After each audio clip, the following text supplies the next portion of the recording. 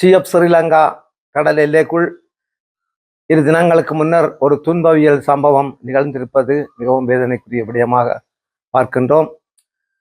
நமது கடற்பரப்பு இலங்கை ஒரு இறையாண்மைக்குட்பட்ட ஒரு நாடு என்ற வகையிலே அந்த நாட்டினுடைய கடற்படைகள் ரோந்து நடவடிக்கையை மேற்கொள்ளும் பொழுது இந்த துன்பவியல் சம்பவம் நடைபெற்றிருக்கின்றது.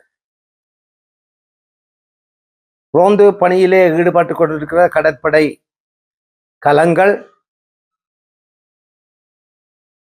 வெளிச்சம் பாய்ச்சி செல்வது இல்லை என்பது எங்களுக்கு நன்றாக தெரியும். ரேடர் முறையிலும் ஜிபிஎஸ் கருவிகளும் ஊடாக அவர்கள் நடமாடிக்கொண்டிருப்பார்கள். எப்பொழுதும் வெளிச்சம் பாய்ச்சி செல்வதில்லை.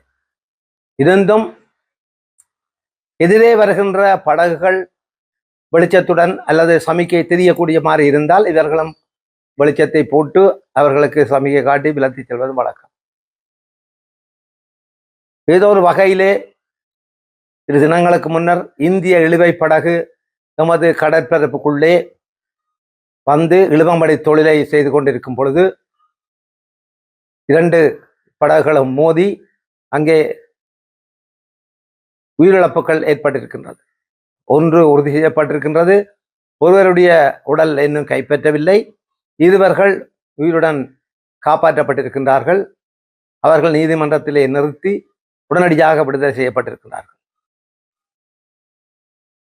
தொடர்ச்சியாக இந்திய இழுவப்படகுகள் எமது எல்லையை தாண்டி எமது கரையை அண்மித்த பகுதியிலே தொழில் செய்வது வழக்கமாகிவிட்டது. அந்த வகையிலே அவர்களும் கூடுதலான நேரங்களில் வெளிச்சம் பாய்ச்சாமலே தொழில் செய்கின்றார்கள். கரையை அண்மித்த பகுதியிலே தொழில் செய்யும் பொழுது வெளிச்சம் பாய்ச்சாமல் தொழில் செய்வதும் அவர்களுடைய 70% மேற்பட்ட நடவடிக்கையாக இருக்கின்றது. தற்செயலாக 2 படகுகளும் மோதி ஒரு உயிரை பறிகொடுத்திருக்கின்றோம். ஒரு உயிரை காணவில்லை என்பது நாங்களும் ஒரு மீனவர்கள் அல்லது ஒரு மனித நேயத்துடன் பார்க்கும் பொழுது அது ஒரு வேதனையான ஒரு துன்பவியல் சம்பவமே கருதப்படுகின்றது. எனவே இந்த இந்திய இழுவப்படகு உரிமையாளர்களுக்கு நாங்கள் சொல்லக்கூடிய ஒரு கருத்து அல்ல அறிவுரை,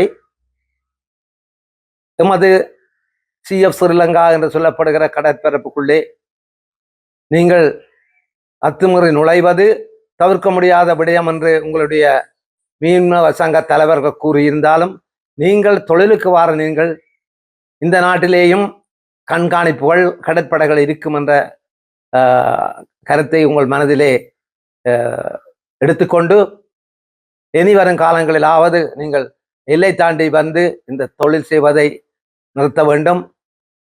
நீங்கள் வந்து திருட்டுத்தனமாக உள்ளே நுழைந்து இந்த கடல் பரப்பை ஆக்கிரமிக்கும் பொழுது குறுக்கே மறுக்கே ஓடுகின்ற அந்த கடற்படையினூடாக சேதங்கள் ஏற்படக்கூடிய வாய்ப்பு இருக்கின்றது.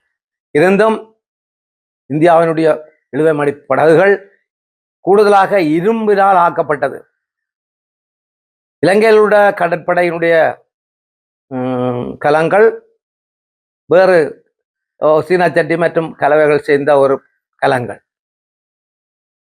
அப்படி இந்த நேவி அவங்க இடிக்கும் பொழுது கூடுதலாக சேதம் நேவிக்குத்தான் ஏற்பட்டிருக்க வாய்ப்பு இருக்கு.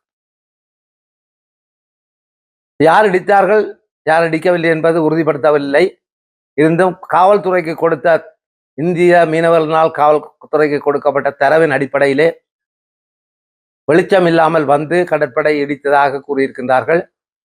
இது உண்மை எது பொய் என்பது தெரியாமல் இருந்தாலும் இது ஒரு துன்பவியல் சம்பவம். எனவே இதற்காக நாம் ஆழ்ந்த அனுதாபத்தையும் வருத்தத்தையும் தெரிவித்துக் கொள்கின்றோம். இனிவரும் காலங்களில் இந்த சட்டவிரோத இழுவம்படி தொழிலை நிறுத்த வேண்டும் என்ற வேண்டுகோளை விடுத்து அதுக்கு அப்பாலே எல்லை தாண்டி வருவதையும் நீங்கள் கட்டுப்படுத்த வேண்டும் என்றதை கேட்டு விடைபெறுகின்றேன். நன்றி.